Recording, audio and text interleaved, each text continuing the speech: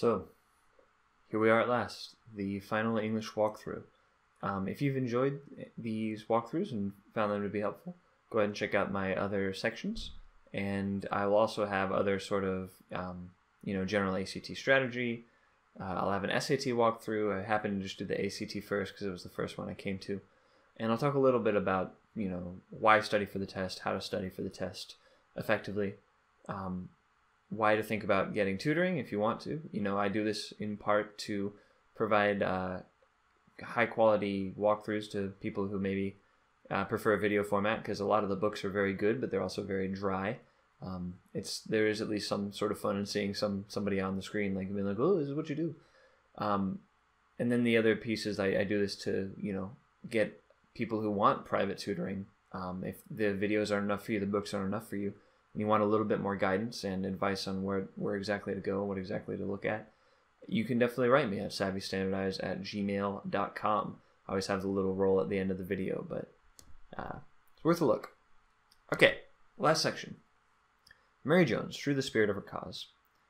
The autobiography by Mary Harris Jones, is riddled with factually inaccurate. Okay, so it has to be riddled with something, so it has to be inaccuracies rather than inaccurate, right? Inaccurate is, of course, an adjective. And then the question is factual versus factually. Factually is an adverb, so it should describe a verb or an adjective. Factual should describe a noun, which is what we have. Should be C. Jones even fudges the date of her birth. She falsely lists May 1st, International Workers' Day, and ages herself by nearly a decade. Jones even fudges the date of birth. That's independent. She falsely lists May 1st, International Workers' Day. That's independent. I'm recording this a couple days before 4th of July. Two independent sentences cannot be joined by a comma. They could be joined by a semicolon. And they could be joined by a colon, so let's look at both of those. And then the birth falsely listing, May 1st, International Workers' Day, and ages herself by nearly a decade. The colon doesn't work here. A colon should either come at the end of a sentence or set off a list, neither of which is happening here. So let's see what's going on with G versus H. Jones even fudges her date of birth. She falsely lists May 1st, International Workers' Day, and ages herself by a decade. Okay, H is birth falsely listing. So falsely listing International Workers' Day and age herself by a decade. So the semicolon here doesn't work because it's not separating two independent pieces. So it must be the colon. And the colon kind of makes sense here, right?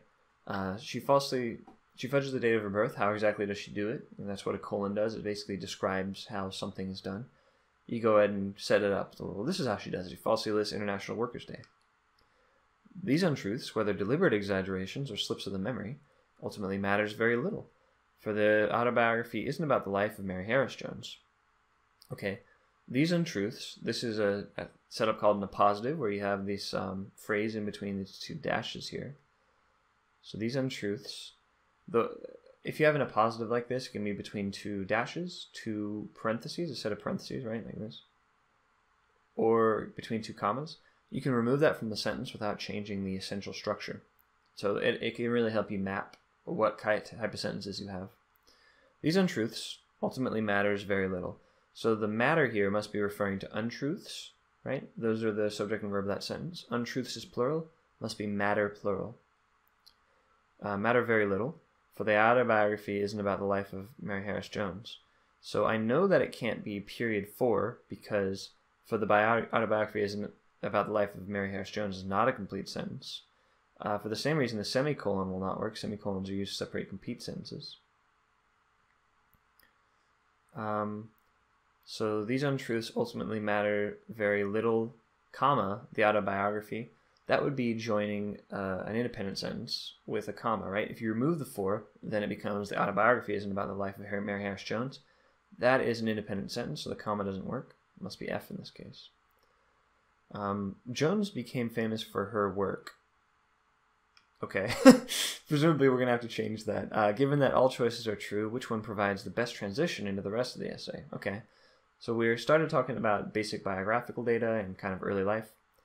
Immediately we go into labor politics and women becoming powerful, something. So it does look like she's going into her work. Rather, Born in Cork, Ireland, Jones immigrated to the United States. No, that's not a good transition because that should have come earlier, really. So neither of these. Rather, it's the story of a public persona, the radical labor activist Mother Jones. Sounds good. The autobiography isn't about the life of Mary Harris Jones. It's actually about this other person. And then instead, this essay will show you why Jones's role in history is so important. You never want to pick these really lame-sounding sentences that just don't tell you anything, you know. When Mary Harris Jones got involved in labor politics in the 1860s, it was rare for women to attend, let alone address, union meetings. Jones, however, became one of the movement's most powerful and controversial advocates. Okay, so here we're doing one of these possessive type problems, right? So the question is whether movements is possessive and whether advocates is possessive. Since advocates comes at the end of the sentence, it seems unlikely that this is trying to possess something downstream because there is nothing, right? So let's get rid of everything that says advocates with an apostrophe. And then we have these two options, H or J. So H gives you movements with an apostrophe, and J gives you movements without. So movements with is the possessive, J is the nominative. We are going to want the possessive, right? One of the movements most. So she is one of the best advocates of the movement. She traveled the United States from the coal mines of Appalachia to the railroad yards of the West, rallying workers to join unions and fight for better working conditions. Specifically, Jones helped organize efforts to ensure that employers complied with laws governing workday hours and child labor. The moniker, Mother Jones, was conferred on Jones by members of the American Railway Union. She herself adopted the name, and subsequently, she herself. Ooh, yeah. So this is something that a lot of folks might not have really come across and internalized, because we very rarely use these reflexives in common day speech. So she herself adopted the name. So if we're looking for the subject and verb of the sentence, the subject is she, the verb is adopted.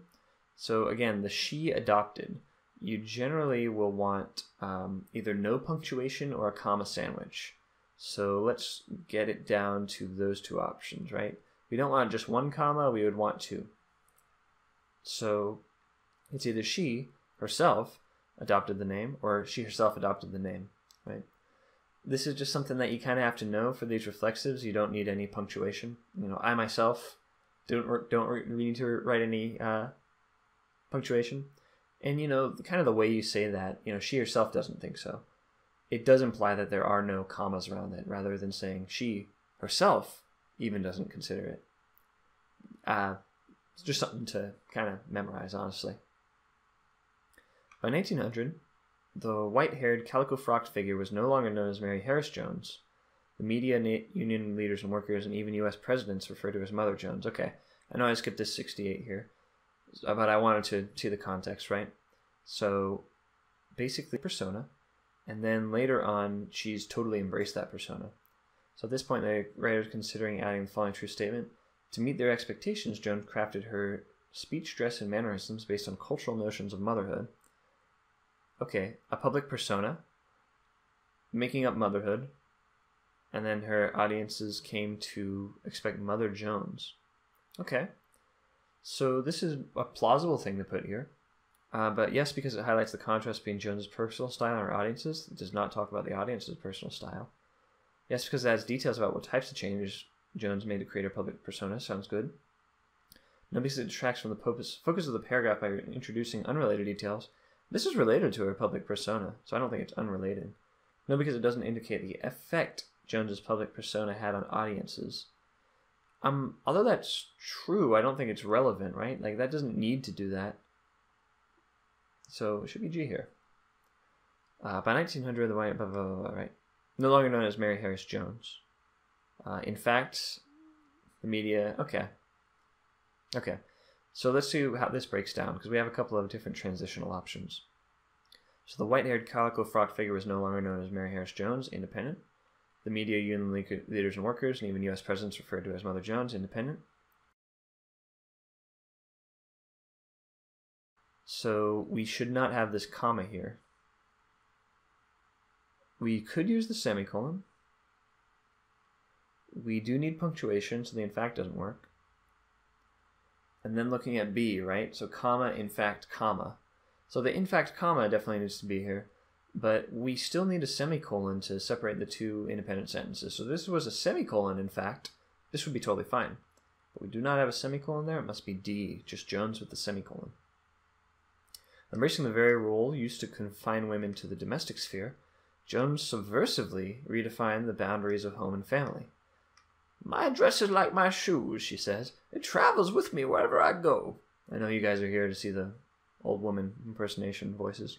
If I were to delete the underlined portion, the paragraph would primarily lose a quotation that, okay, she's talking about her dress is like her shoes, it travels with her wherever she goes. Redefining the boundaries of home and family was the kind of context this comes from.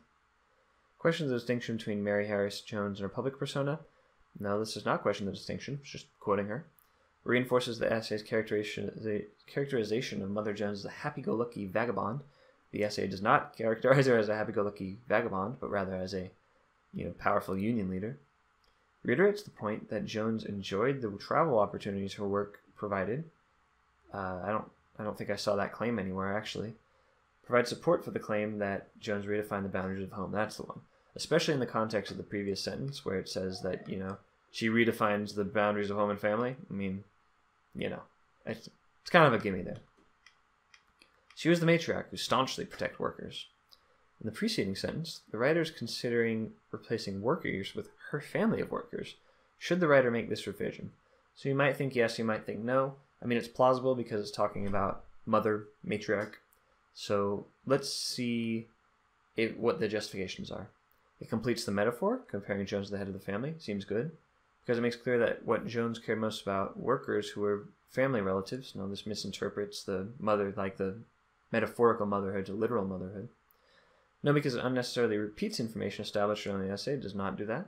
No, because it introduces an unrelated comparison between workers and family. No, that's already been introduced. It's very much related. And protect them she did. When workers went on strike... This is weird. When protect them she did... When workers went on strike? It can't be that. Huh? What? Okay. This seems weird to me. Maybe this is a misprint.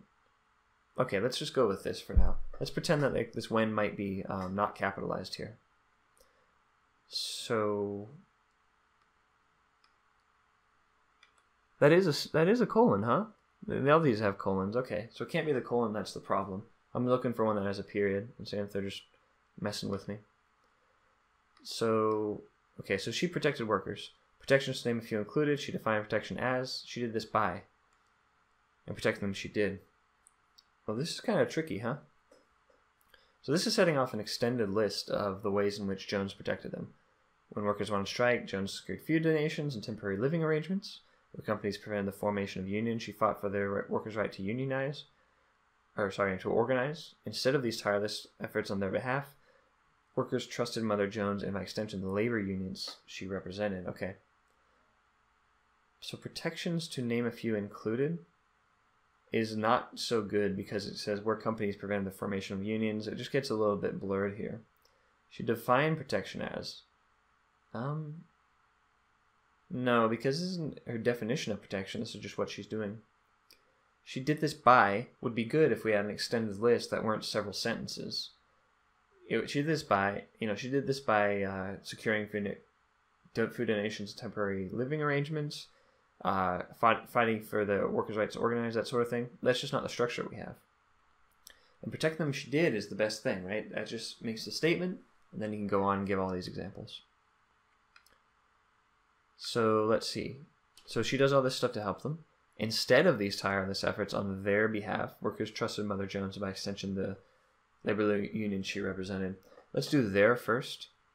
So there, right? This one, the there is a positional thing, but clearly we're talking about their behalf. It should be the workers' behalf. They are behalves, no. The apostrophe is they are, a contraction. So either their behalf or their behalves. This apostrophe here points to this being possessive, which doesn't make sense. So it's got to be their behalf. Okay. So instead of these tireless efforts on their behalf, workers trusted by Mother Jones. Okay, so instead of definitely doesn't work here. Basically, they're trying to make a link between workers trusting Mother Jones and the unions, and then, you know, why do they trust her? Because of all these tireless efforts, right? I mean, I'm just going to give up the ghost there. Excuse me. Question 75 asks about the preceding passage as a whole. Suppose the writer's goal had been to summarize women's contributions to early 20th century labor law reform. Would this essay accomplish that goal? Okay. So, summarize women's contributions. That's a little bit broad for what this essay is about, right?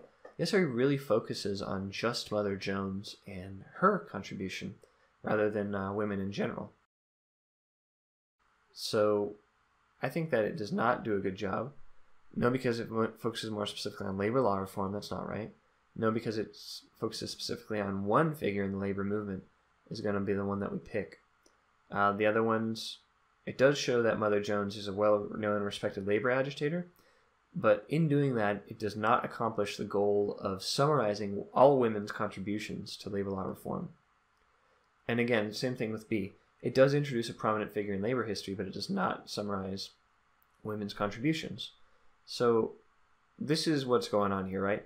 They give you a justification that is true in the sense that it is like a factual claim that they make, but it does not support the claim that they're trying to get you to support. So it doesn't end up working. Okay, and that's the whole thing, you know, a whole 75 questions, donezo. I know it's been getting a little bit faster and faster, but I think that y'all have been getting the hang of it. So, I mean, there's always some tricky stuff that shows up on these tests. Hopefully I was able to clarify some of the questions you might have had. This test is freely available online, so I do recommend that you grab it and run it. They're actually a suite of freely available tests, and you can also get the official tests. I do recommend using official tests because the quality of the questions is just better than some of the the Barron's or the Princeton Review or whatever. So good luck. Hopefully that you've learned everything you need to know on the English section, and keep at it.